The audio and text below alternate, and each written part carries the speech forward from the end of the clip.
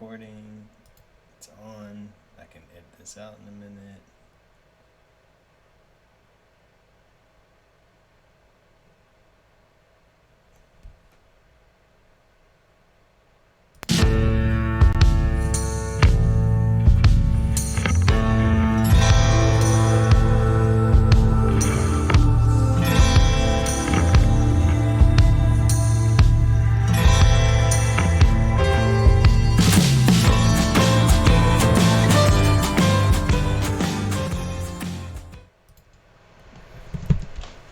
Ladies and gentlemen, welcome. We are the Ringside Rebellion. I am your host, Tyler Evans, along with my cohort, my brother, my tag team partner, your favorite and mine, the one and only Russ. Before we get further into this, make sure you give us a like and a share. Russ, how you doing there, man? Man, I just had a fantastic time at the beach, man. That's what I feel like. I feel like this was a good night of wrestling. Yeah, it was a good night of wrestling. It was weird, beach break in Cleveland, Ohio, but nonetheless, we made it happen. Beach break at the end of January. What could be better than that? No, that's right, that's right. Not too bad, man. We got to see some pretty cool things happen tonight. Lots of really, really cool spots. Lots of very, very entertaining night of action all around. There's a couple of things I wasn't a fan of, but we'll get into the majority of that. Some things I'm not going to talk about that I wasn't a big fan of, but just for obvious reasons. Kyla. Anyways, yeah. There we go. All right. So first match of the night: Cody versus Sammy. Good start to the night. Really strange they were both in the ring. I figured that Cody would want to have his usual 10-minute entrance, but I guess time did not allot for that tonight. Overall, though, it was a pretty great match, man. But they were just already in the ring. I thought that was really strange. Then Sammy and Cody were both getting booed. When did they start booing Sammy? I don't think I've seen that at all. I don't think I've seen that not once. I think it was they were booing Sammy, but I think it was the fandom for Cody's, because Cody has kind of the haters, and then he has some people that still just love Cody. Anything he does, they still love him. So I don't think it was necessarily, exactly. I don't think it was necessarily some heat for Sammy as much as it was praise for Cody. That's my thoughts on that. Yes, that's definitely true. Cody was trying the whole match to get the crowd behind him too. I mean, several times it cost him tonight, where he was trying to get the crowd to just get behind him, to pop, to just engage with him. And I mean, there were several times it cost him. Several times. Yeah. I think that's what's going to end up happening, is he's going to just keep trying to placate, and they're just going to progressively just turn more and more on him. Yep. Let's see.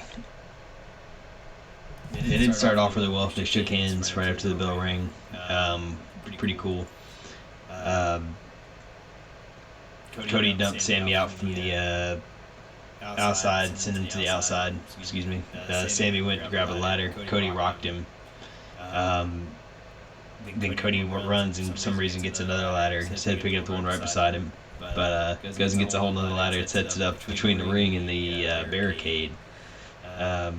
Already looked kind of unstable to me. I wasn't sure if that was a fan in that corner, if that's like ringside attendant. I couldn't really tell, but he was like don't touch it, or it's all right.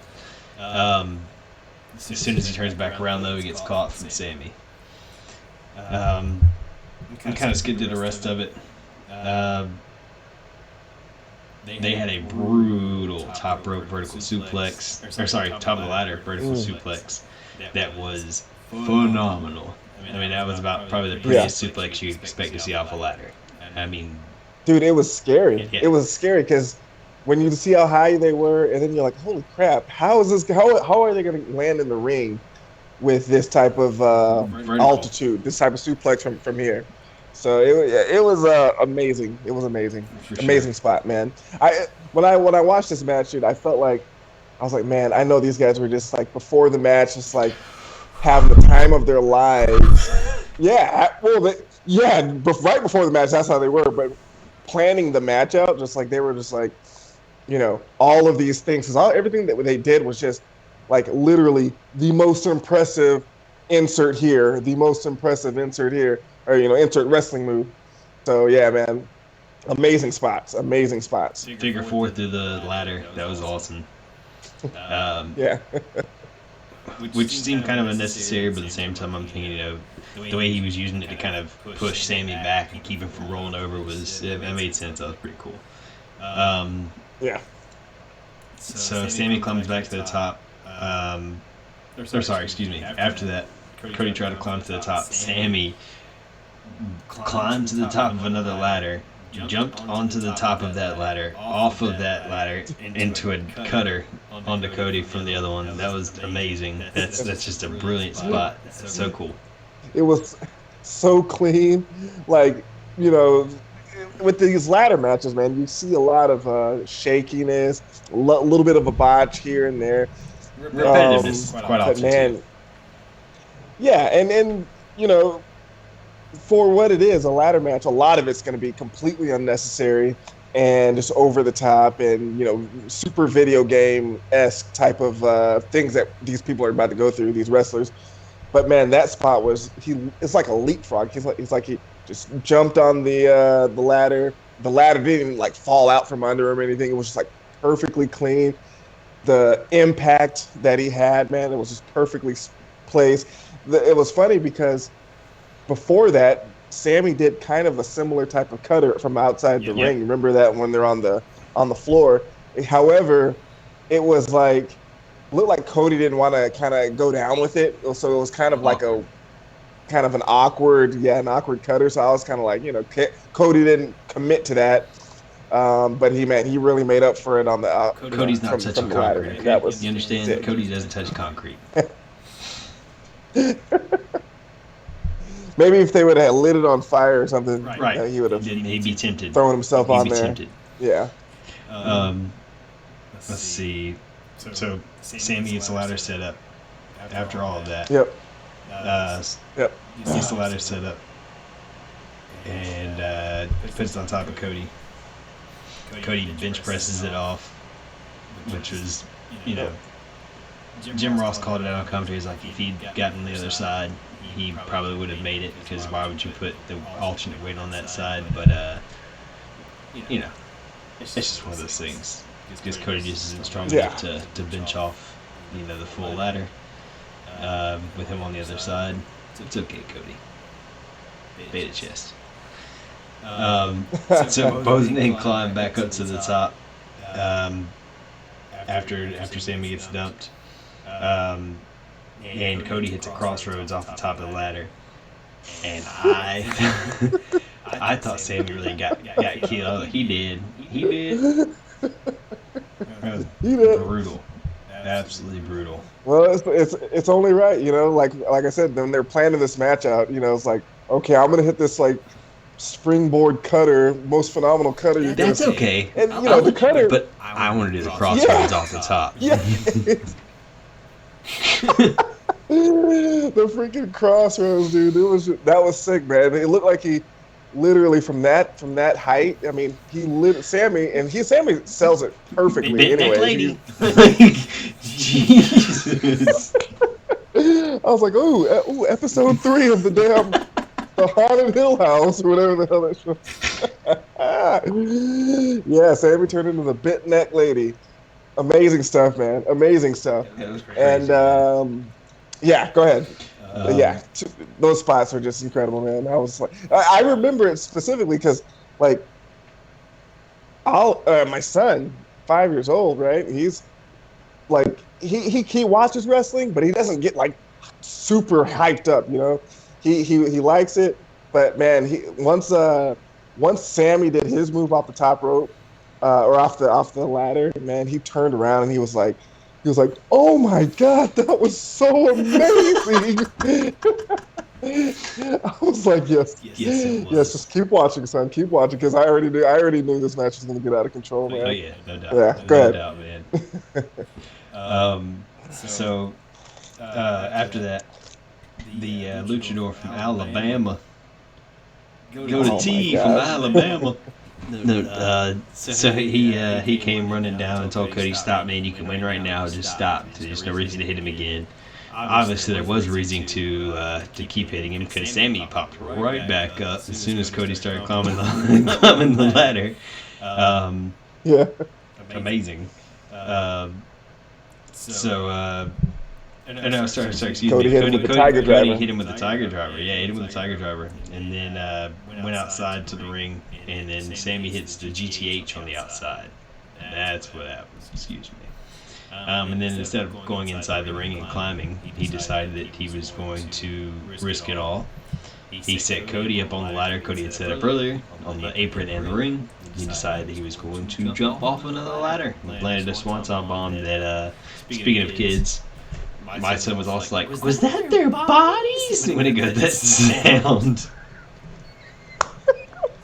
Dude, full disclosure on that move, like it takes a lot, right, for me to kind of get grossed out. I'm sitting there like eating spaghetti, and he's going on top rope, and just watching the whiplash that Sammy endured from hitting that senton or swanton bomb, dude. Dude, my stomach got a little like kind of not like queasy, dude. Like I was like, oh man, I don't even want to finish my food right now because it was a lot, man. Sick stuff, man. Sick stuff. And when I seen Fuego, I was like, oh, great. I thought Cody was gonna win, but I didn't want it to be like that. You know, I was like, oh, what is this guy doing out here? But go ahead, continue. No. So once they recovered, Fuego del Sol is still laid out. Sammy just gets back into the ring, starts climbing. Cody, after all of that, after taking the GTH and the Swanton, by the time Sammy gets to the top of the ladder, Cody is already back in the ring. Didn't like that. Yeah. It felt like that was kind of unnecessary.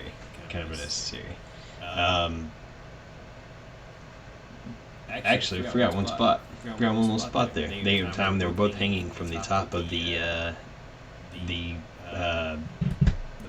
bar that was holding the titles. They're both hanging from there, and both fall off one by one. That was a really cool spot earlier on in the match. I forgot to mention that. That was a cool little spot. So, anyways, Cody climbs back onto the ladder. They trade some shots back and forth. I didn't understand why the ref moved the ladder.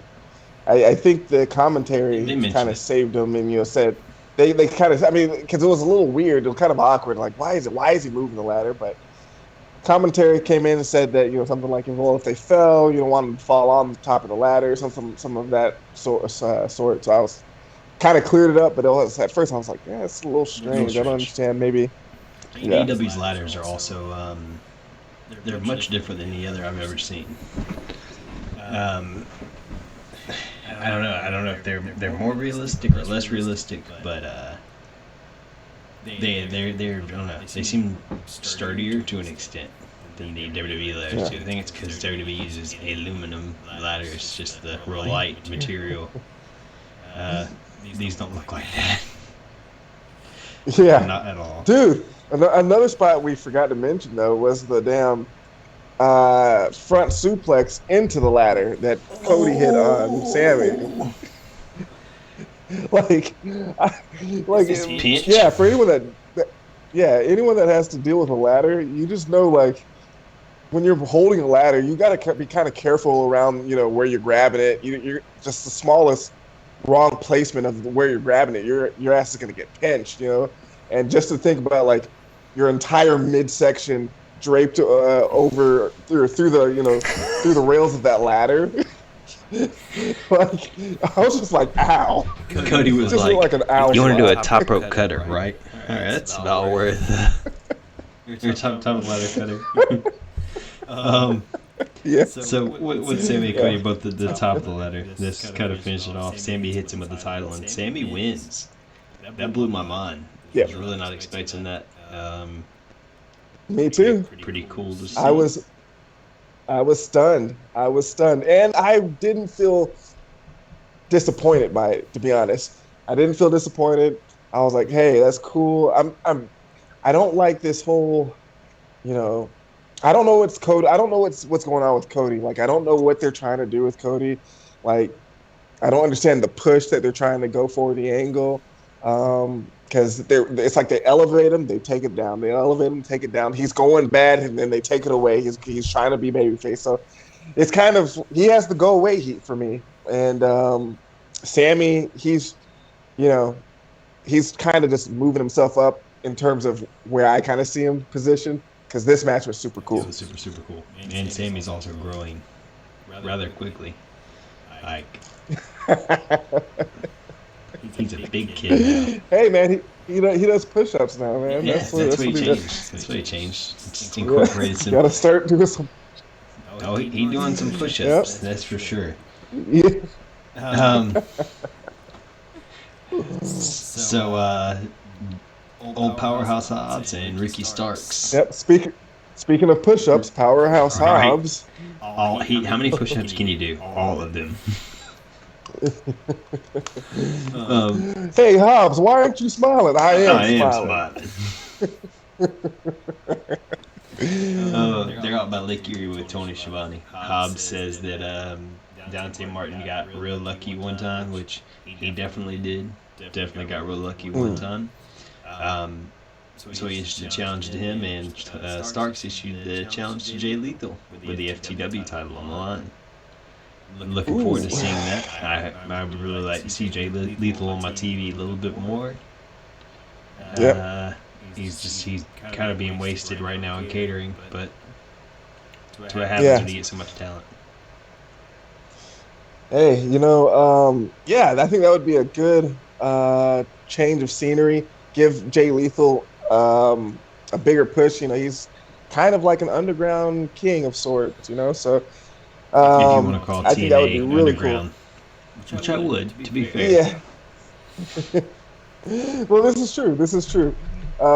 He's just like that, he's just the dark horse, no pun intended. But yeah, I think it would be cool because he's going to be kind of like one of the first guys to come in to the fray, and kind of, I would like to see be given that championship belt. Everyone that's kind of just been introduced into the scene ultimately loses. It seems like, whether it's Adam Cole comes in. He hasn't fought for the belt, but the guys that like Fish came in, Lethal came in. Who the hell else came in and challenged for the belt like right away? I don't know, but I would just like to see it happen with one of these guys come in and Kingston. Just one of these guys come in and do what they need to do. Man, you better watch out. You better not cry. Watch out. Partner. Because Kingston's coming for you. Yeah, okay. I'm telling you why. Because of that mouth. He could try. All right. Speaking of horses, handicap match. That's a shoot. That is a shoot. Handicap match. Wardlow. Excuse me, Mr. Mayhem. Wardlow versus Elijah Dean and James Alexander. As expected for the hometown boy. Powerbomb Symphony, alternating guys, just over and over and over until he stacked them up and pinned them both. And then Spears tried to run down to the ring, and Wardlow stopped him from doing it with the chairs. So he didn't go quite as brutal on these guys as he could have. That's pretty much it for that. Yeah. Wardlow's a monster. There's nothing really to say. Wardlow came in and did Wardlow things, and that's all you got to say about that. That's all I got to say about that. I watched the podcast he did with hey everybody, I'm CVV. Watched the podcast he did with him, and man, he's a genuine guy, very cool guy. I like him a lot. Yeah, I was unsure how he was going to be on a mic, but if his mic skills are anything like his general people skills, he'll be all right, man. He's got some real character to him. We're not getting to see it all right now. Yeah, well, he's and I watched a little bit of that. And like CVV said, a lot of people don't even realize, you know, who the man is inside, whatever inside the beast or whatever. We don't really know, but yeah, man. After watching what the little part that I watched, I'm like, dude, he has to like he can't be on the mic and be a heel because I think that once he gets on the mic, people are just gonna kind of gravitate to him. Like he has this kind of good guy persona, but maybe that's just maybe he has some sort of acting chops or some sort of character which he can turn on, which we just don't know. But I don't see how anyone can see him as this big threatening guy as soon as he opens his mouth. And it's not to say like he sounds weak. No, He his just voice sounds is kind deep. of real His sure of voice is very himself. deep. Exactly, real deep, and he sounds real sure of himself. Just a good guy, man. Good guy. Go to WWE and He doesn't become want to. If you superhero. watch the rest of it, he said WWE's had their. He doesn't want to. He straight up addressed it. Dude, he's a negotiating dude. That's all negotiation. He was like WWE had their chance and blew it. They almost cost me my dream. Wow. I gotta go back. I gotta go and finish the interview. I only watched about like 5-10 minutes of it. You should watch the rest. When I send you things, you watch them. You understand? Okay. I want to make you look like Kingston. Okay? You understand? Speaking You understand? of MJF and Wardlow dynamic, let's see how that dynamic turns out. The next time you don't listen We'll to see me, how I'm that gonna have to turns out. dock your pay. It's very unfortunate. Okay. All right. I see that hat. I see that hat you're wearing over there, buddy. Which hat? Okay. All right. Next in Santana, line. Ortiz, and Jericho versus 2.0. Old man Jericho. Daniel Garcia. Jericho's the first one in the Old match. man Jericho. But Santana and Ortiz do a blind tag. Jericho's like, okay, all right, well, sure. I guess that's what we're doing. Match was okay, but the entire match, it was just, I just can't get into Santana Ortiz. Never have been able to. I just don't think that they're that cool. Yeah. They're kind of like Eddie Kingston and. All right. But seriously, that's the reason they hang around together. What do you mean? Well, no. Elaborate. What do you mean by they're kind of like Eddie Kingston? What is that? They try really hard to be tough. Hispanic. What? No, Eddie Kingston's not Hispanic. Eddie Kingston white. He white. Hispanic. Hispanic. What do you mean? What don't you like about them? Tell me. They're just lame, dude. They're fake tough. Hispanic. They're fake tough. Okay. They're fake tough. They're fake tough. Okay. I'm sorry. They're just. I don't. I just can't get behind it, dude. I can't. Yeah. I'm New York. Okay, I'll still knock you out from the South, bitch. I don't care. Like, I'm sorry. This New York stereotype, man. It's just. Hey, I'm just. I think both Santana and Ortiz. They're talented. Don't get me wrong. They're talented. They're not like their slight jaw buddy Eddie. They're talented. They are very talented. Okay. Yeah. But I agree. No I know. I agree. I'm just busting your balls over here. But hey, you're just busting my balls. Just Speaking of busting New your York, balls New over Jersey. here. Busting yeah, man. They I don't know what it is. I'm just not a fan. I mean, I am a fan. I like the guys. I like to watch them, but in terms of having some aspiration to see these guys do certain things, I'm just like, I could take it or leave them. Is it I because could they're take it or Hispanic? leave it. I think they really contribute to AEW's depth, especially for the tag teams. Agreed. It's awesome to see. And they're veterans. They're They're veterans, and fighting. they really do have they're they have a lot they can offer to the younger guys. And if they end up getting a run at some point, cool. But AEW doesn't just throw their titles around. They have endless tag team moves. It seems like it's pretty cool to watch them work. So I mean, I will give them credit on that. And I do like the idea of Well, I like the idea of Inner Circle kind of breaking apart. I mean, Sammy's kind of finally doing his own thing. The biggest draw to Sammy, up until maybe just this last match for me was like, okay, well, he's Inner Circle with Chris Jericho. You know what I'm saying? So, maybe they need to kind of break away from all of that. and just kind of do something The else. time has I come. like the fact that what's The that? time has come. The time has come, man. Inner Circle had a good run. Like 2 They had years. a good run. They had a really good run. Yeah. But where's Jake Hager at, man? Was he training for Fedor or No, something? he's getting ready to do a jiu-jitsu match with John Jones. Whoo! Well, he gonna get tapped. Baby.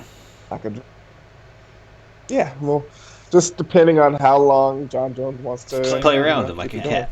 You know?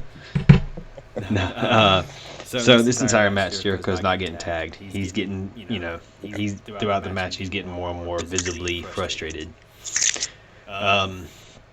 It's just pretty crazy. It's I don't know. So Ortiz gets isolated. Santana breaks up the pin. Ortiz finally makes a hot tag, but Santana had just hopped up onto the apron after he was already wiped out. And he reaches for him and tags him in when Jericho's fresh. Jericho gets his look on his face like, what the actual is going on? He drops down onto the apron. It looks like he's about to walk up the ramp. But Ortiz, Santana starts to get kind of ganged up on. They go to do a double suplex. 2.0 goes for a double suplex onto Santana. Jericho grabs the legs, pulls him back, and pulls one out, gets him out of the way. Comes back. I'm not sure which member of 2.0 was in the ring. I wasn't paying that much attention at the time. And he ends up hitting the Judas effects. And I think it was Matt he landed on. Not 100% sure. So Santana hits him with a pile driver and gets to 1, 2, 3. After the match, they're mouthing off back and forth at each other. Jericho and Santana Ortiz. Jericho's walking up the ramp and gives a one-finger salute to the boys and just hightails it back to the back. Yeah. Yeah, it's, Judas effect. That looked pretty cool, man. He hit him with it. Pretty cool little spot. I like when he hits it smooth and like literally just like in mid transition, like walking or running, and boom. Yeah. So yeah, it was a cool little spot, and I wanted to see 2.0 win. Really to kind of exacerbate the relationship between Inner Circle. I thought that would have been a pretty cool little thing just to really put the nail in the coffin for these guys to kind of split. But, maybe this is kind of adding to the drama. Like Jericho's like, hey, you see, you do need me. I am an asset, and I'm here really looking out for your back. And, now the ball's in your court. How do you see this going forward? Happen. Great storytelling. Yeah. But that's not going to happen because, of course, I'm tough. I'm from the street. Is going to screw it up. So it is what it is.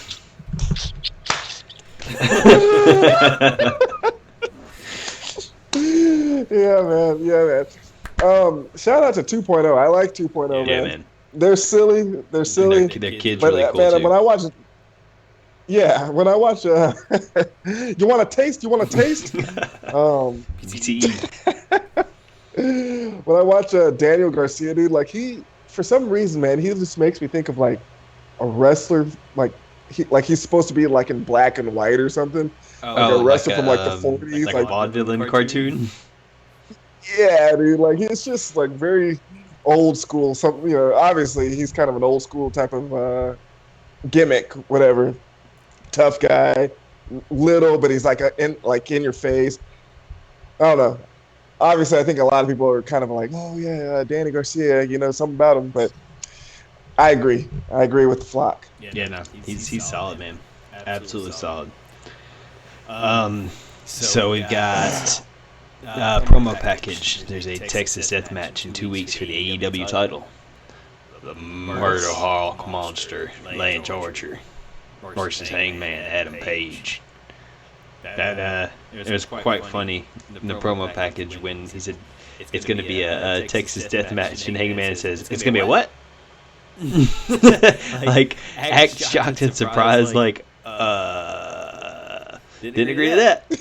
But all right, that's fine. It says, says he's no matter what kind of match it is, he's still gonna take all the choke slams, all the blackouts, whatever he's gonna throw at him and still come back. It's a good underdog matchup for Hangman, and I don't see him losing this. No, I 1 in 10 chance. It's just not gonna happen. Yeah. Oh yeah, of course. No, it's not gonna happen. I like I like the matchup. Yeah. I like the style.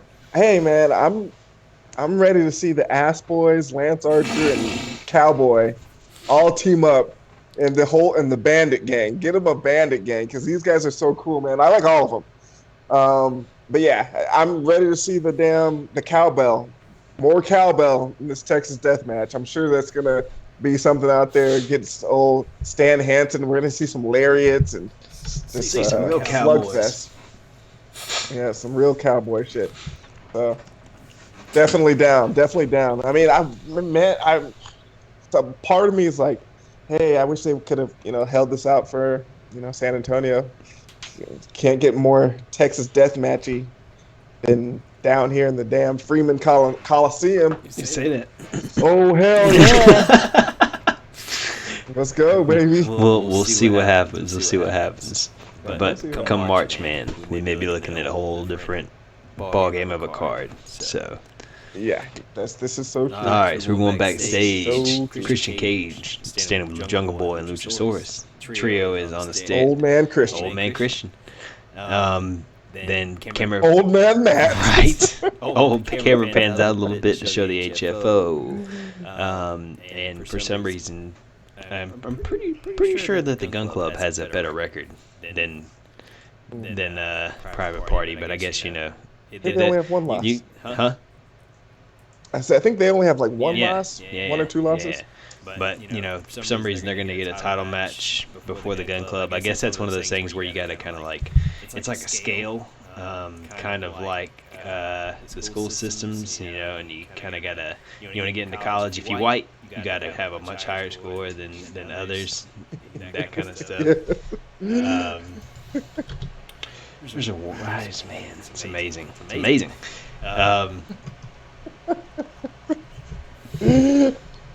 But hey, they totally deserved it. They totally deserved this opportunity, and yeah, it's so fair. It's so fair. I think Gun Club, didn't they fight Jungle Boy and Luchasaurus already? Didn't they already have their match? And we were both kind of like, this kind of sucks because obviously they're gonna lose. I don't think so. Okay, maybe I could be wrong. Who knows? I know. But hey. All right. Well, who do they fight? Who do they fight? Who did they fight? Win, Mr. Owl. Last week. Who did they fight last week? Which did they wrestle on Rampage? They wrestle on. Yeah, they had a really bad. It was Hungy. Yep. Hungy and Riddle. That's right. That is correct, sir. All right. You are right. Yeah, man. But maybe they're saving Gun Club. Maybe Gun Club is going to be the dark horse. Come in there, spice it up, shake it up a little bit, piss some people off. Good. Danhausen, We'll get to that later. Danhausen coined them the Ass Boys, so you just never know what's going to happen. That spread quickly. Yes. And their dad loves Danhausen. So. Yeah. He gets a kick out of that, man. He thinks it's hilarious. It's the funniest shit, dude. All right, PG Punk comes out. He's dressed to fight Notes Excalibur. Punk says he wants to fight, and says he wants everybody to get an MJF chant going. First time he'll ever hear that, and the last time he'll ever hear that. I disagree. PG Punk, I think you'll be hearing that a lot in years to come. Good guy or bad guy. He's a real guy. Just like some of the things he says to you in just a little bit. It's pretty nice. He unzips his hoodie, says he's got MJF's scarf on. Looks terrible on him. He cannot pull that kind of style off. He just doesn't have that. So MJF comes out and says he's not here to fight, but next week in Punk's hometown, he will. He said he's not going to waste a match like this in Cleveland. Why would he waste it here?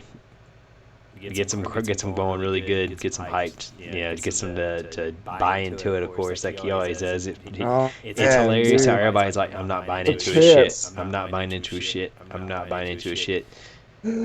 Fine, I'll reply. Like the kids, there was a child in the audience. Asshole. He's brilliant, dude. There's like children out there, dude. It was so funny, man. So funny. Dude. But go ahead. He starts railing into Punk and saying that it doesn't matter. These fans can cheer for him all they want. They can chant his name. They can chant his name when he's here. Chant his name when he's gone. As soon as he's the slightest bit unhappy, he's gonna tuck tail and leave. Yep. Message. Like, sorry, that's kind of the truth, and I'm a big Punk fan for many years, and he's part of what brought me back into wrestling, him and Bryan Danielson, and I don't know, it seemed like a real cowardice move. Seemed like it was you want to quit, fine, but go somewhere else. Don't deprive your fans just because they messed you over. Your loyal fans spend all their money, and now you're coming back because you can get a good paycheck. That's what it seems like. But wow. I mean, if he really cared, he was talking about you, wasn't he? Yeah, I'm just saying, if he really cared, he would be in a little bit of better shape. He wouldn't have had any ring rust like he's got. It's a paycheck. Dang, that's deep. That's deep, and it's a wonder why they. It seems like so many matches they have are in Chicago. It's like, was that part of the deal too? Like they have all of these matches in Chicago. Why wouldn't you? All those idiots in that city are gonna buy every ticket. Period. Doesn't matter how the show is, they're still gonna buy it because like, oh, see if Punk's coming to Chicago, better grab a mask. Anybody got an extra mask?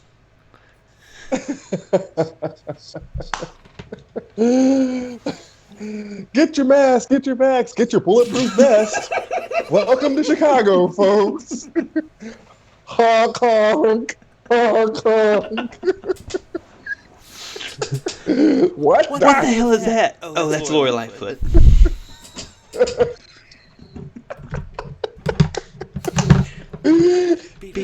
Beetlejuice. Oh, wow. Amazing. Welcome to Gotham. Right. Welcome to the Ringside Rebellion. So Punk says that MJF fans that listen to says that MJF listened to that same podcast that he got into it with Colt Cabana on, and that he was listening because he's a fan. He said Punk says he's always been honest with his fans. He made decisions and didn't go back on them. And then MJF acts like he's about to get ready to fight, and the Pinnacle walks out, FTR, and Wardlow. And of course, Punk's paying attention to that because, I wouldn't expect for him to go down to Shawn Spears after an 11-second beatdown last week.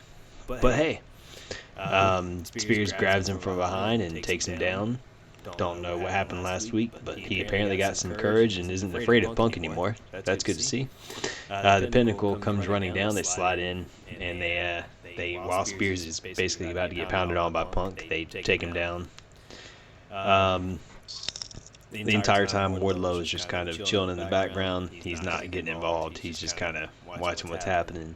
FTR holds Punk down, spreads him out, real like a torture rack, like on the ground, just flatten him out. And Spears goes at him with a chair in the back. Then they make Wardlow give Punk a power bomb onto the chair. Pretty brutal little spot, but Wardlow definitely didn't do like he does his usual power bombs onto that chair. He just kind of let that go instead of being like he normally does. Yeah. It was a little bit of a jackknife, just kind of dropped him. And then PG Punk got a little taste of his own medicine. MJF got on top of him and sat Indian style, crossed his legs, just like he's getting ready to cut a promo. Brilliant. Absolutely brilliant. Yeah. You can't get more smug than what he did to end that segment. Then he delivers the amazing line. It's gonna be so fitting when I end your journey in the same place where it started, Chicago. Amazing. Nice. MJF is the man. MJF is every bit. What is he? 23, 24, if now. that? Yeah, I think he's 24 now. But phenomenal. Man, crazy, man. It's crazy. It's crazy, man. The amount of talent that kid has is just it's insane. Nothing short of insane. Nothing short of insane. And it's not just mic skills. That's the thing. His mic skills are incredible. Don't get me wrong. I mean, he is on the point to maybe some of the best ever already. And yep. I mean, his in-ring skills, look at the match against Darby. That's all you need. Like, he's got every bit. He can do anything. Technical, yeah. It's amazing.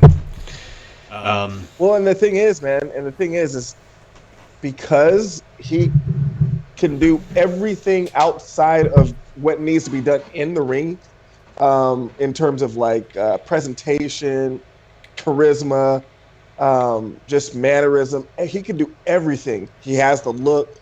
Because he does that so well, just look at him versus someone like Darby. Darby kills himself every week. He has to kill himself, literally every week. When does MJF get in there and kill himself? Every pay-per-view. Once every pay-per-view. You might see him in a little tag match or whatever here and there, but he doesn't need to. Exactly. You're based. You know what I'm saying? He's the man, dude. He's the man. He's healthy. He's doing it the right way. He's gonna have a long career, man. A long career. Absolutely. Or as long as he wants to. Yeah. As long as he wants. I mean, I don't think he'll want to go anytime soon. He loves wrestling. He loves professional wrestling. I don't know, man. It wants to, this as we see for the people that are great, it opens doors, man. It opens doors. So we'll see where he takes it. He's gonna be here for a while for sure.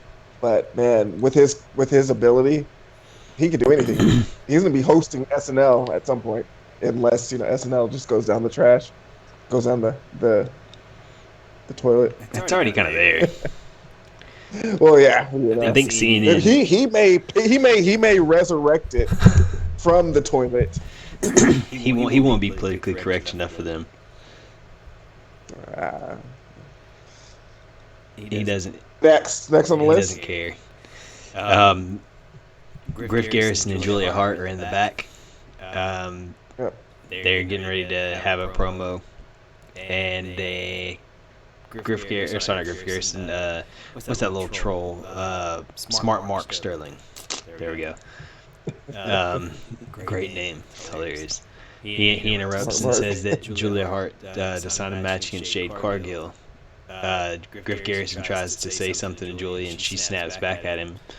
Pretty snappy. Back at him. Dark, even.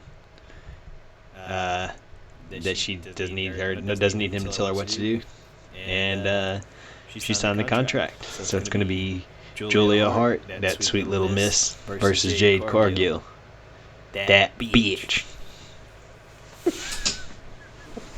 Hey, this is another matchup that I think is a good matchup for Jade. You have to Here's the question. Scrub what if the bottom feeders. What if Julia wins?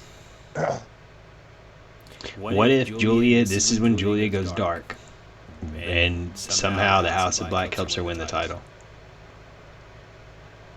Ooh. That would save you. That would save you from having to make Jade suffer a real loss.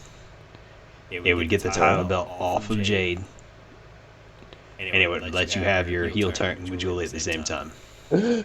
What's funny? I think that every time we see Jade wrestle, we're always gonna have like this phenomenal way of finding how to get the belt off of her. Like every time, and each time, like the last time, it made perfect sense. I was like, dude, this could happen. We can get the belt off of Jade. This could happen tonight. There's an out, guys. Listen. Just hear me out, guys. Tony's like, it's like, but yeah. What you just pitched, I think that's. Hey, make it happen, Tony. Tony, hire me. Come on, man. Let's go. Come on, man. All right. But yeah, it's another good matchup for Jade. Another good matchup. You can't put her up against any talent, obviously, and that's not to discredit Julie. Julie's, she's doing her thing, whatever. But you can't get her in the ring with people, but against people when you just look at them, you're like, well, Jade needs to lose this, obviously. If you don't want the smart mark to be like, what the hell's going on here? Right. All right. So next up, we get Red Velvet, who I do love me some Red Velvet, versus Layla Hirsch. I do love me some Layla Hirsch. I like this match, dude. I'm not gonna lie. It was not bad. I mean, a couple of really sloppy spots, but yeah. Well, yeah.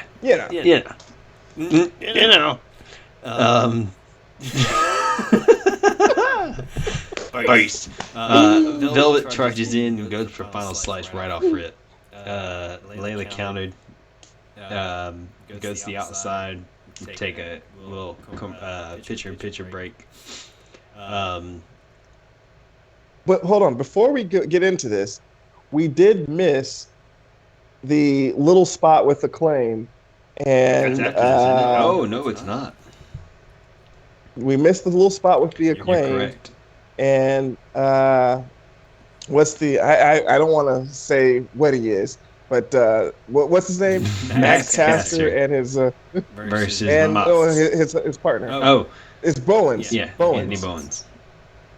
Anthony Bowens. There we go. So Bowens versus Mox and a absolute destruction squash match. Like, this is gonna be an over under 3 minutes. Over under 3 minutes. I don't know, dude. They let Anthony Bowens is nice. He's nice, but is he nice enough to even? But is he more than 3 minutes nice against Jon Moxley on a comeback? Listen, Bischoff, 3 minutes. I mean, he just had a really lengthy match with was it Brian? Homicide? No.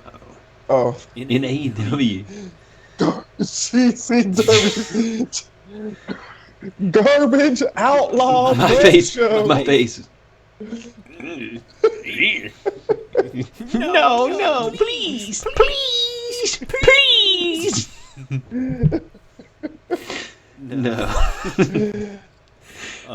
With Trent. It was Trent. Okay, yeah. But I don't think he'll get squashed like that.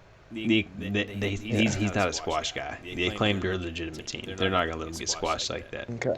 I mean, do they just Darby and Sting? Right. Darby and Sting just had a good brawl. But granted, the situation is a little different, but you don't see the Acclaimed get squashed. They don't get squashed. But it's not the Acclaim. It's Anthony Bowens. Doesn't matter. AEW. This is not the WWE. Just because the tag team isn't together doesn't mean they lose half their powers. They're still capable wrestlers. WWE would be like, oh well, it's just one member of the team.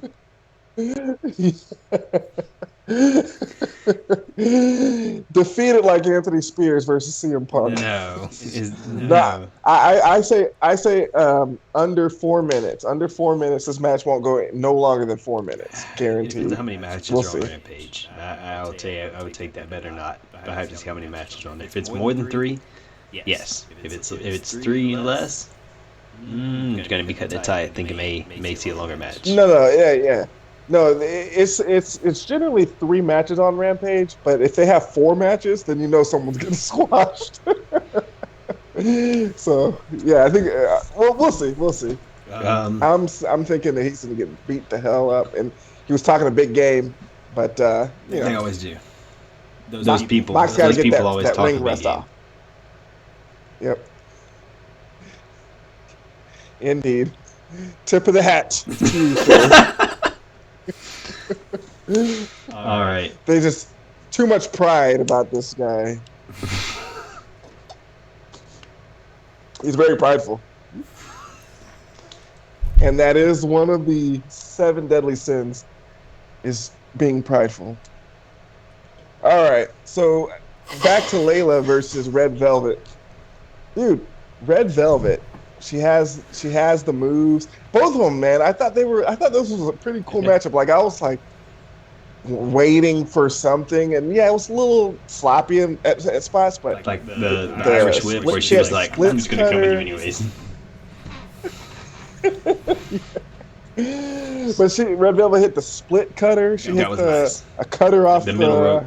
The middle rope was awesome. Like the springboard turnaround cutter. I was like, dude, this is some nice moves. You got some nice moves. She's nice. So picture in picture. I don't know if you saw the Red Velvet whip for. I don't really know what it was. They did it again when it came back, kind of that same spot, but where Layla caught her. Yeah, like reverse, and it was like. Yeah. German suplexed her. So when I seen that, I was like, they have to team up with a mix, the co-ed tag, Johnny Hungy and Layla Hirsch. That's a good team. Be a cool team. That's a. Hey man, Lord of the Rings, the Hobbits. Let's go. The dwarves. The dwarves. There we go. So I, during the match, it was good little back and forth, a couple little spots. Is there anything else that was really? Oh, Layla had a nice little armbar. It really annoys me. Nice transition. It annoys me when they didn't wrestle and they call it a cross arm breaker. It just doesn't make any sense. Yeah. I don't get it, but it is what it is. Well, they called when Danielson hit the heel hook on Colt Cabana. No, it wasn't Colt Cabana. It was on It was a knee bar. Yeah, exactly. on the guy that whatever. I think it was Colt. It was Colt. I don't know. He hit something on somebody. No, it wasn't Colt. I don't think they were calling it the knee. Oh no, it was Colt. It was Colt. No, after he knocked his teeth. It was Hungy actually. Hungy put him in one. Oh, he put him in a knee bar. Well, heel hook. Yeah. But yeah, man, good match. I enjoyed it. Yeah. Hey, they're pushing Layla. She's cool, man. She's cool. She's kind of like an underdog. She's a heel underdog, so it's a nice little dynamic. Very strange to see. She needs. Yeah, it's kind of strange, but hey, get her hooked up with Johnny Hungy, man. Well, and not even just kind of to where she knows how to use her size. She knows how to kind of carry herself. Get some move sets, like, hey, throw her with Hungy because he knows what to do. That's actually a good idea. Yeah. It's pretty smart. Pretty smart idea, guy. Hey, I'm black, but I ain't that black. So Layla grabbed the tights to win, and then after the match, she kept, trying to stomp Velvet out. Statlander ran out wearing, what was it? What? I'm just thinking about my Uncle JLB. Oh. She nice.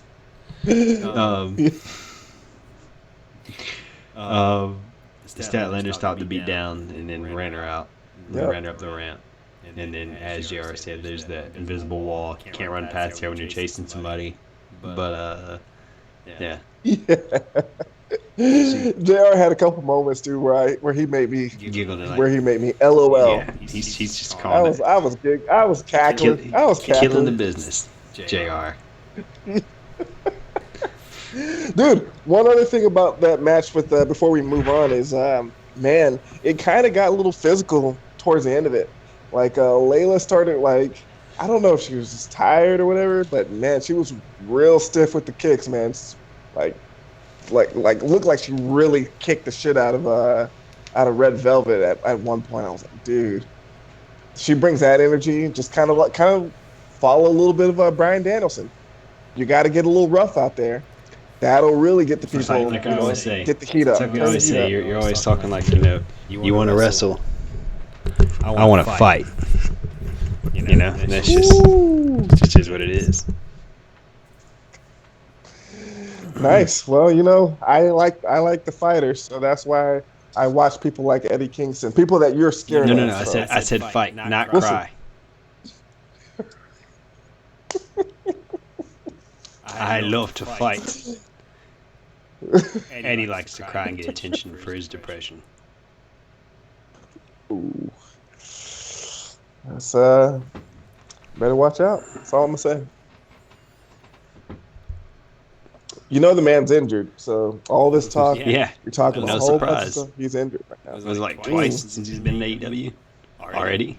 They didn't teach you how to fall in the streets.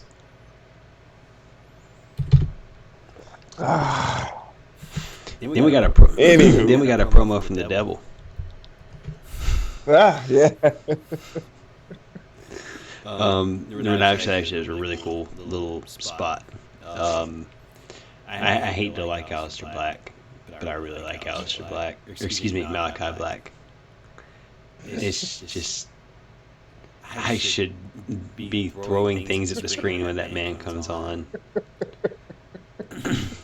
But just like the devil, he's got a silver tongue. He's very good at making you be like.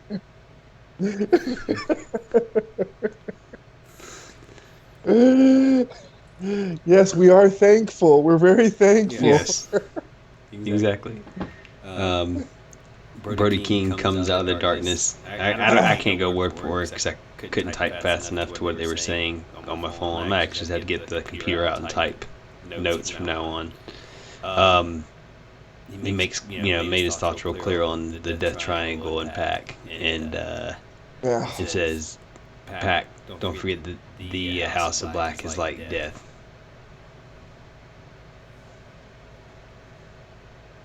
Inevitable. And then it is inevitable. Yeah, it's pretty cool. Yeah. I mean, I am like, whatever, I don't care. I mean, they're cool, but I just really don't care. Great, another fat, tatted up indie, darling.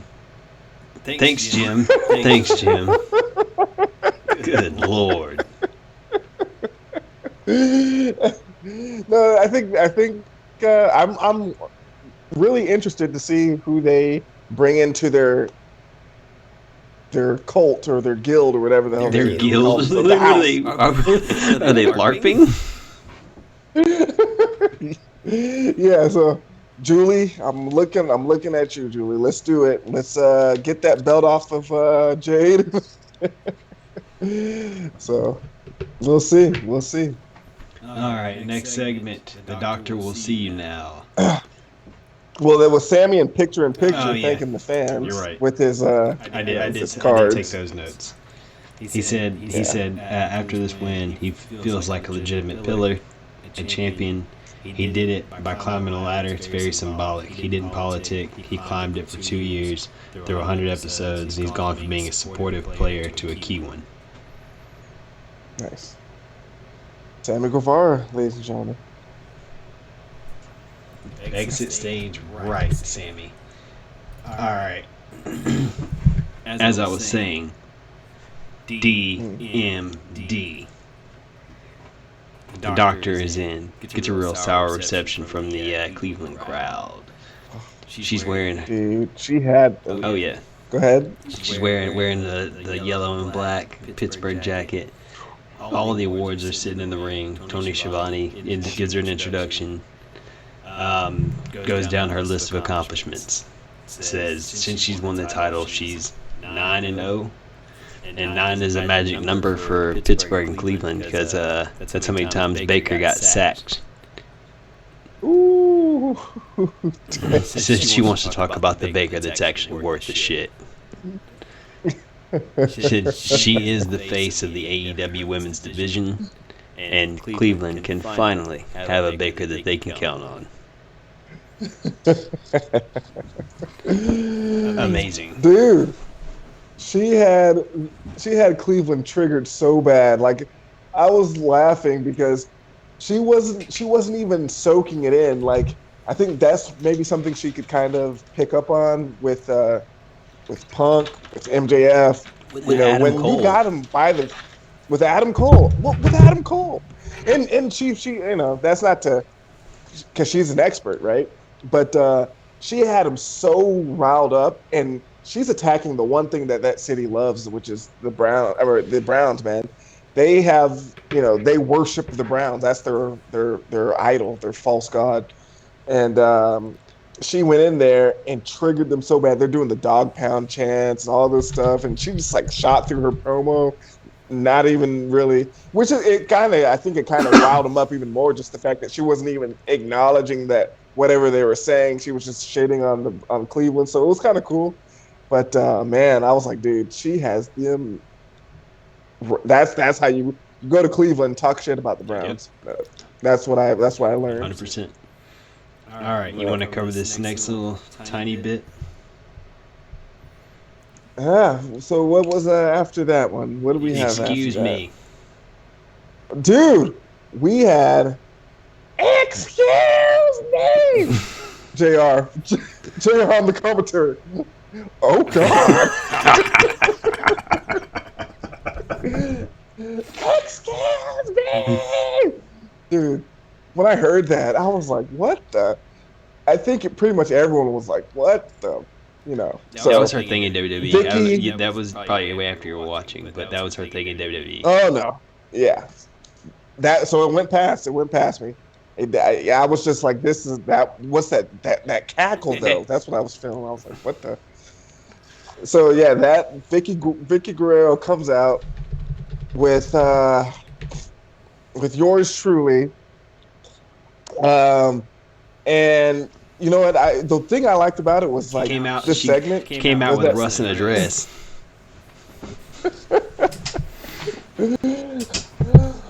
The reason why I lost was because of Soho.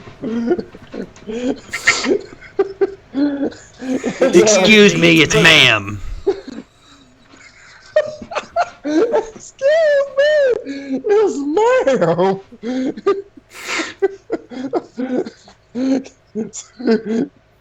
Okay, yes, sir. Yes, sir. Say ma'am again. Oh, okay, sir. Say sir again. But the thing, because I think that, hey, this is how you got to do these types of segments. It was like wham bam, thank you, ma'am. Like by the time people were like, wait, what's going on? Like by the time people really kind of like wrapped their heads around what was going on, the segment was over. So it's just kind of like, you can't. 30 seconds longer than I want to see either of them on my TV screen. I can't agree more, and it's just like, I don't know, man. Then I hit that fast forward button, and of course, that's when the remote control batteries die. Hey, man, this is a business, you know what I'm saying? And yeah, I understand people want to bend over backwards for all different types of people from all different walks of life, and you got to have this, got to have that. But hey, this is a business. At the end of the day, don't be ashamed that you want your business to have every moment that you have on TV to be a moment that's going to draw people in. Listen, and that people are going to want to watch. This isn't Noah's Ark. You don't need two of each kind. Yeah. And guess what? People that are watching this show, they're fans of wrestling. They're wrestling fans. You're not getting some random, wackadoo to, off the street that's just. You don't have to appeal to these people. That's all I'm gonna say. You don't have to do it. And in matter of fact, when you do it, you're losing a lot of the real hardcore fans. And I'm not. Maybe it's a different audience now with a lot of the indie scene and the underground scene and AEW, as we'll highlight in this last match. There's a lot more of a of an audience. So I mean, I'm not gonna down it at all. But at the end of the day, it's just like, man, you're really kind of pulling away from, with this whole trying to make it more expansive. Like, hey, man, you got people out here. You got so many great talented people out there in the back. It's this. I don't know. You don't have to do this. You don't have to do this. You don't have to. But you better. But you better. and who's forcing you to do this? A bunch of geeks off of off Twitter or something? Like, what the? Come on, man. Come on, man. Stupid son of a bitch. He doesn't want to get every building he goes to burned down in mostly peaceful protests. To quote the so-called 46th president, you stupid son of a bitch. Yeah. All right. Main event. To quote the 46th president, the so-called 46th president, true economic depression.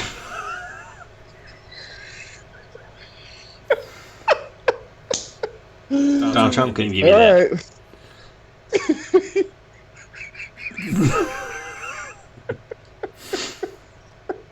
Only Joe Biden gave you 200 miles of pressure.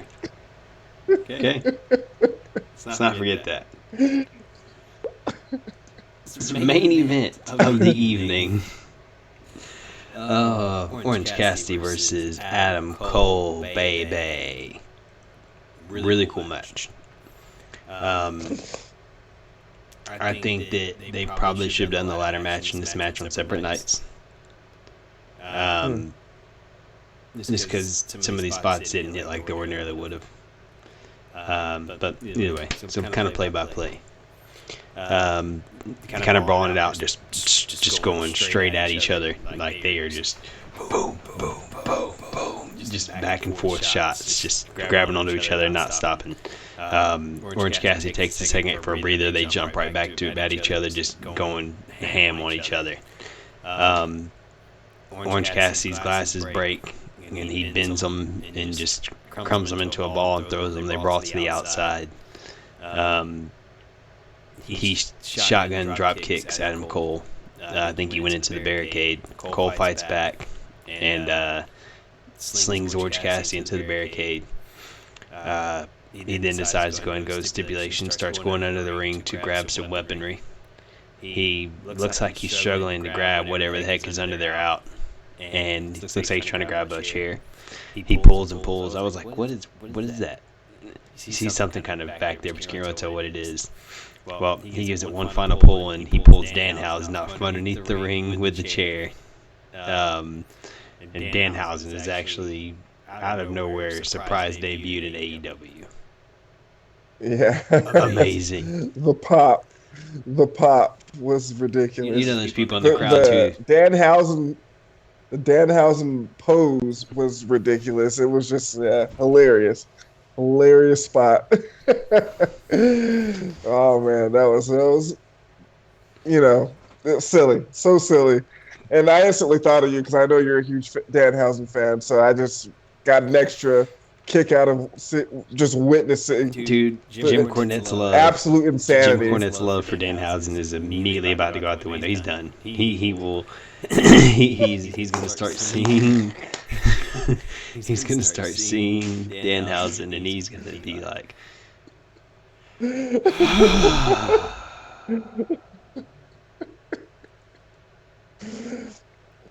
But it's like, you like Danhausen, but did you want him to do this in WWE? Would it have been cool to do it there? So it's like, do you want Danhausen, if you like him, do you want him to be successful? He's never watched a Danhausen segment, dude. He's never watched anything with Danhausen in it. Yeah.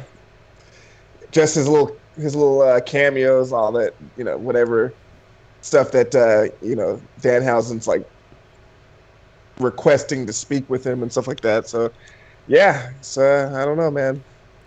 It's amazing to see. I thought it was a cool moment. No, absolutely. I thought it was a cool absolutely. moment. I was hyped, man. I was hyped. Because here's the thing, Danhausen's probably not going to be a big competitor. Like, don't expect to see him winning the TNT title or the AEW title. It's not going to happen.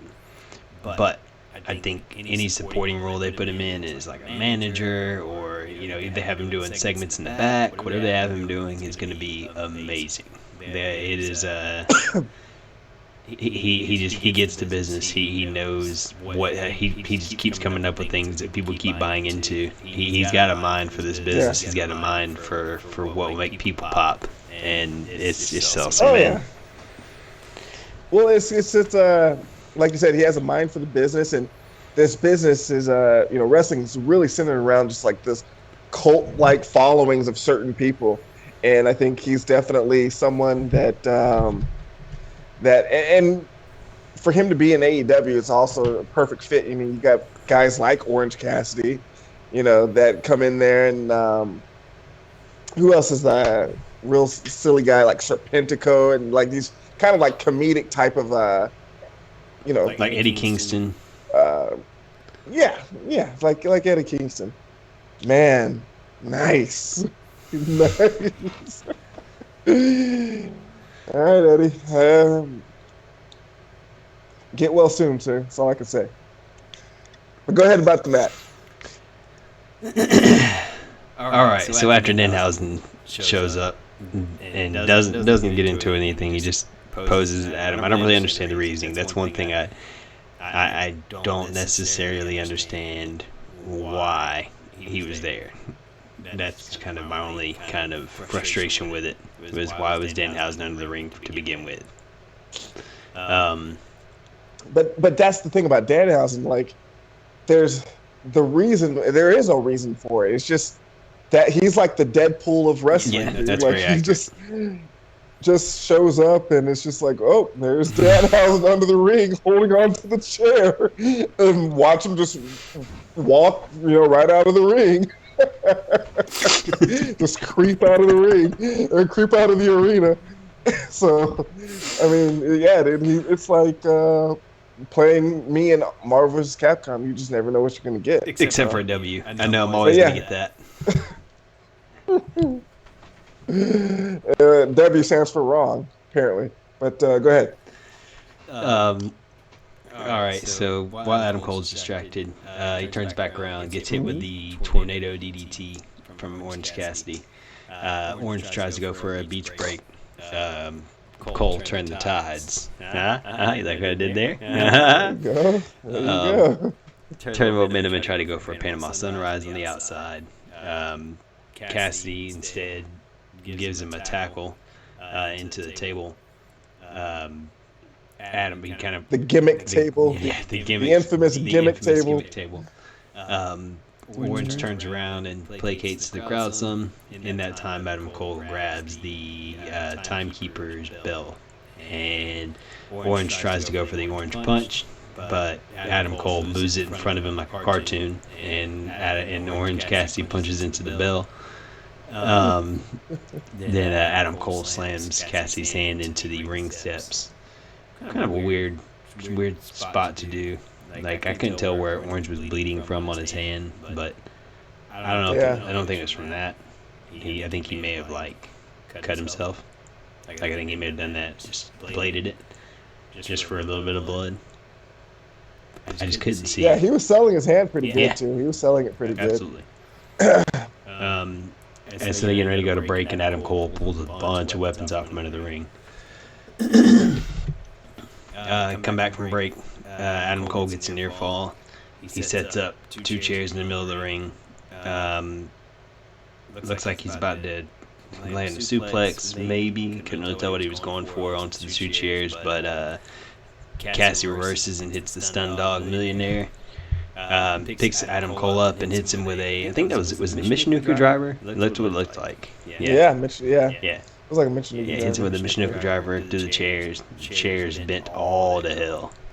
That was a good one. Clean.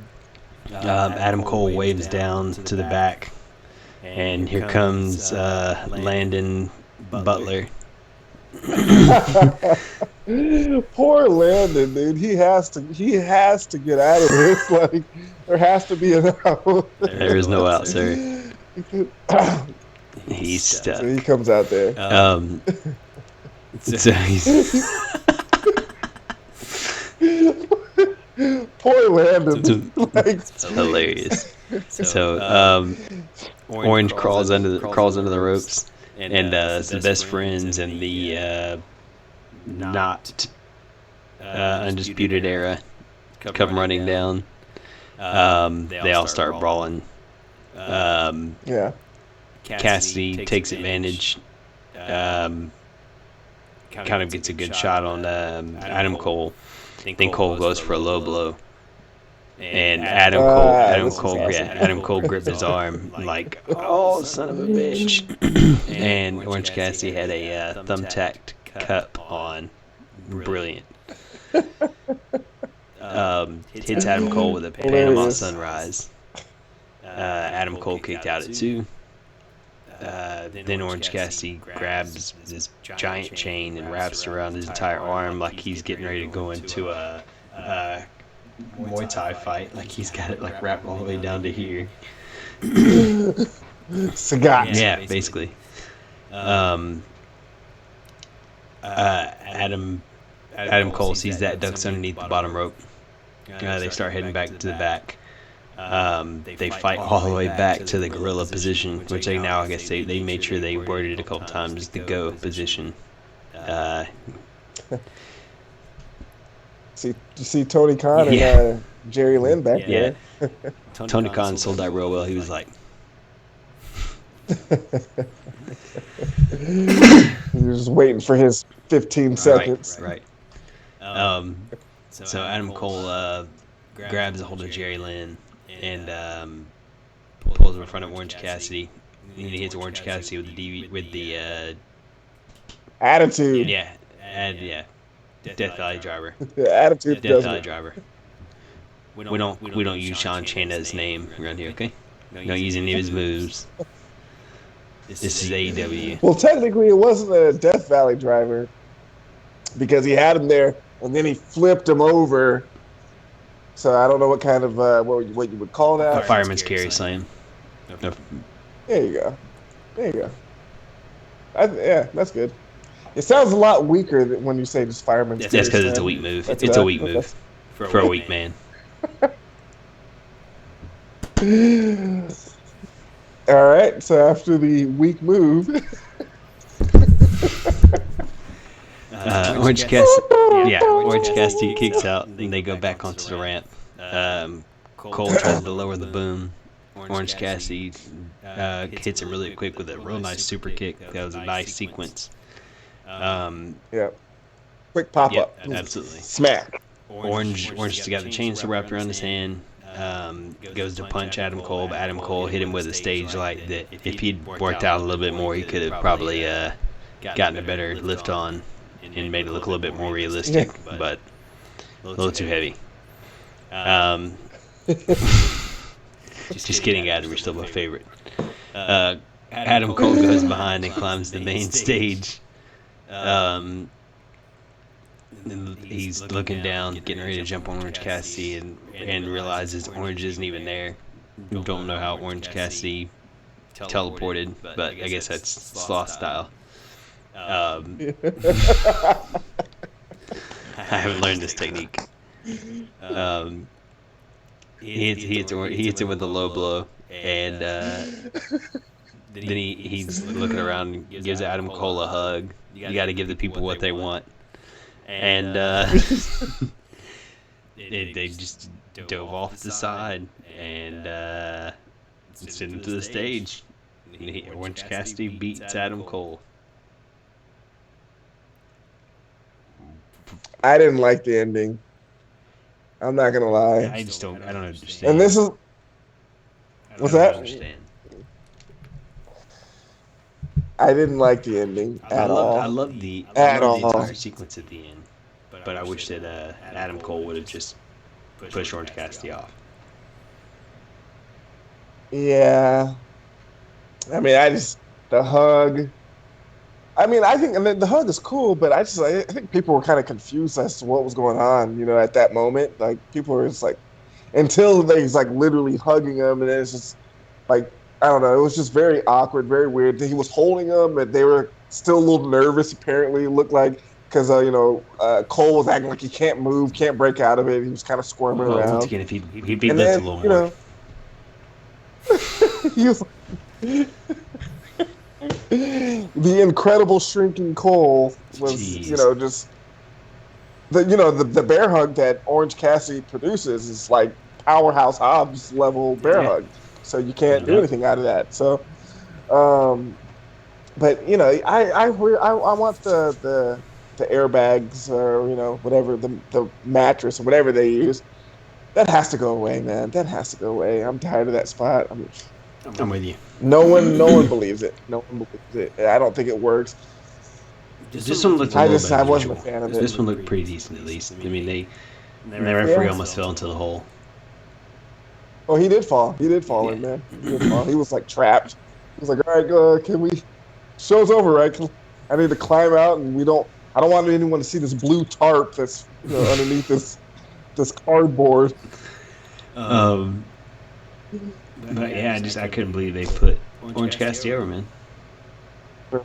Well, Adams won every single encounter. He's won by low blow. So, but they got to give Orange one. Jim Cornette is going to lose his mind over this show. This entire show. I'm trying to think of any moments in which he will give. Maybe the Red Velvet match. He might kind of be like, "Hey, that was decent." Yeah. Maybe. But then a member of the Pudding Gang had to run down at the end and ruin the whole show. MJF, he loves MJF, so he'll give big props there. But yeah, Uncle Jim is not going to be really pleased with this one. Maybe, or well, no, definitely not. But I'm saying he may not even like the MJF segment because Sean Spears got squashed last week, and somehow he took Punk down right off rip. Logically, it's not going to make sense to him. It's going to piss him off.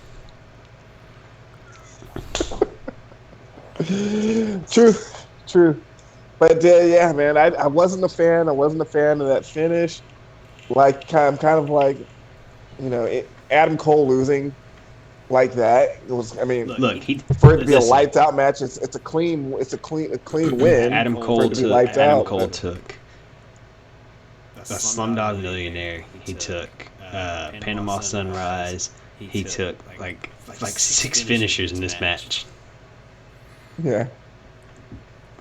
I'm not a fan of it, but Orange Cassidy is as big of a joke as he is not a joke. He's beaten some. Well, he's beaten some real guys. He looks like he's, he embraces the joke, the gimmick, about him. But at the beginning of this match, the very first thing he does is took his glasses off and he broke them. He's like, dude, we about to fight. Fight. So that was pretty cool. And I like how he's embracing the more wrestling side of him getting in there. So, but even then, though, in the middle of the match, he hits his devastating kick combination. So that was pretty cool. But yeah, man, all in all, I thought the show was really good. The most exciting match, obviously, was that ladder match there in the beginning. That was just insanity. That was the best match there to me. And the MJF stuff, MJF Punk, you can't go wrong there. What did you think? That was great, man. I thoroughly enjoyed the whole show. Like I said, I don't think they should have put the lights out match. I think that having that ladder match where it was, I think that's the reason they split it the way they did at the beginning and the end of the show, to kind of maybe give people some time to recover. But I think it took some shine off of that match. And honestly, I was kind of expecting a little bit more from the lights out match. Well, that's because Britt Baker and Thunder Rosa set such a high bar. Yeah, and then, dude, the Moxley and Omega, that was just like, what the holy crap? They're pulling out, the thing that Eddie Kingston had trouble pulling out the mat. You remember? He was having trouble pulling out the mat. So Motivation. I was expecting more. And who am I? I'm just a fan. And I know these guys are killing themselves every week, week in, week out. Adam Cole has been in the mix every week.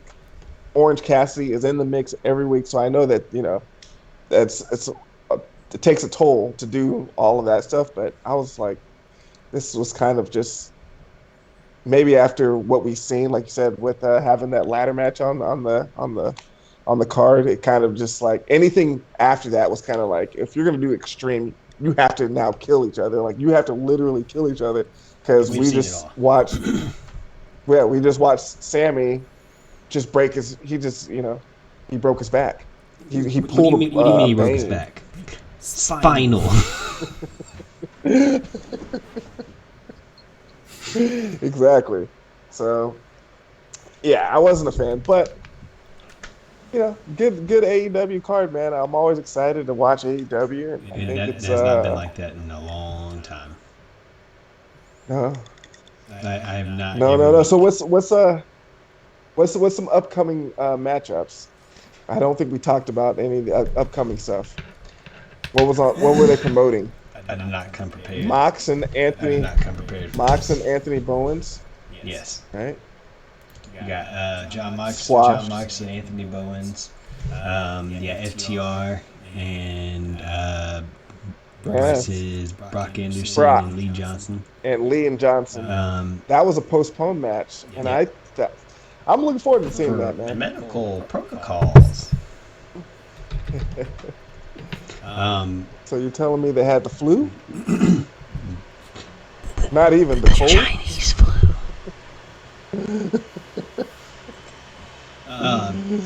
Jade Cargill and Julia Hart. Is that on Rampage? Rampage. And it's time for the main event. And we got a Private Party versus the Jurassic Express. Okay. Yeah, that's for Rampage. And then Wednesday, we got MJF versus CM Punk. That's not it. That's not going to be the climactic finish, obviously. They're not going to fight next Wednesday. So, but as much as I would love for MJF to beat CM Punk in his hometown, not going to happen. Yeah. Not going to happen. So there's going to be some wonky something. MJF's going to pull something out of his bag. They're not going to waste it on a pay-per-view. They're not going to do that. They're going to drag this out. They may put Punk out of action for a few weeks. Yeah, it could be a setup. This whole build-up could just be a big setup. So we'll see, man. We'll see. What else do we got? Do we get the Texas Death Match? That's in 2 weeks. Okay. Yeah, 2 weeks from now. Let's see. Yeah, I mean that's all we're at. I should have come more prepared than this. I didn't know that. No, it's all right, man. Yeah. No, that's all right. So from this from tonight, what are matchups that you want to see moving forward from the winners and losers? Let's play some Danhausen versus Sammy Guevara for the TNT Championship. That'd be interesting. No, that would be interesting. I do eventually want to see Danhausen get a little bit of a significant actual competition in, but no. Is he still injured though? He's probably still injured. Yeah. He's looked fine. Yeah. He's not going to want to wrestle immediately, I don't think, but regardless, it'd be nice to see him back. And he's not a joke wrestler. Like, he's actually pretty legit. He can go. Nice. He can wrestle. So I don't know, man. I want to see. I hate to say it, but Adam Cole's got to get his win back against Orange, right? Yeah. Like they can't. And this, I'm ready for this to be over. Like I'm done with the Adam Cole Orange Cassidy. I'm done with the Best Friends versus the Elite. I'm just done. I don't. Yeah. Well, they don't have like what other big group do they have that they can have the Elite kind of face off against? Because I think that's the only. Well. They don't gotta. They don't gotta do that, man. They could just. That's not like Joe Biden over here with my coffin. Good lord. They could just not do a giant group versus a giant group. They could just do their thing, single matches. Yeah. Like you don't always have to have.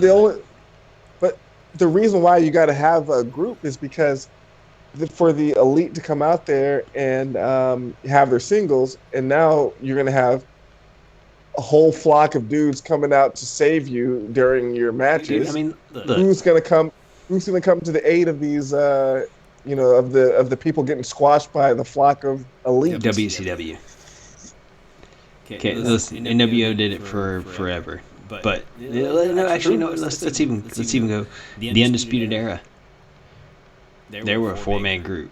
Okay, so we got one more now in this variant. Well, and Brandon Cutlet, but don't count him right now. So you got a 5-man crew. Okay, it's not unheard of. Like look at Evolution, man. Look at Evolution even. Yeah, they weren't. They interfered in each other's matches sometimes, but it wasn't like a.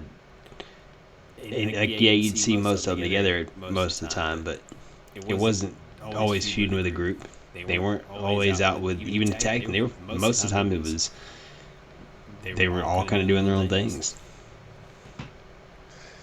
But and I think that's more. I could see it more if it's like the Undisputed Era, like version of the Elite, where they're just badass. We don't really even need to come out there. If we come out there, we're just going to come out there to laugh at you while you get your ass kicked.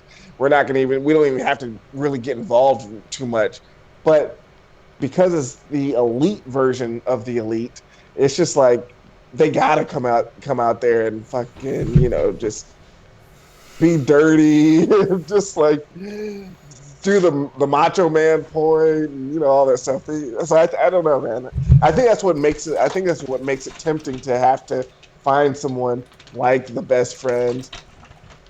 I don't know. Maybe, like I said, man, get the Ass Boys, get Lance and Hangman. Lance and Hangman form a bond after this brutal Texas death match, and this kind of like a Jungle Boy Luchasaurus dynamic with not necessarily tag team, but just like. Maybe a tag team down the road whenever Adam passes the belt. So you said Lance Archer is a dinosaur. To Adam Cole, baby. So you just said Lance Archer is like a dinosaur, basically. Hey, when you match him up, or when you put him paired with pretty much anybody, yeah, he's pretty much a dinosaur. He's pretty much a dinosaur. Jeez. I rest my case. All right, man. You got anything else you want to go over tonight? Nah, man. I think good. Great show. I'm a mark for this stuff, so it's cool to have an opportunity to sit and watch it. And man, watching it now is like I'm not missing a damn thing. You know what I'm saying? Not at all. Even the picture in picture is just like, oh man, there was some pretty good stuff happening tonight in the picture in picture. But yeah, man, good stuff. I think we covered it. But you are right. I think that's it. You are most definitely a mark. And all right, guys, don't forget to give us a like, give us a subscribe. And we'll be back next week, or maybe we'll do Friday. We'll see. We'll see if it ends up being nice. We might do a little video. It gotta be real nice. We'll see.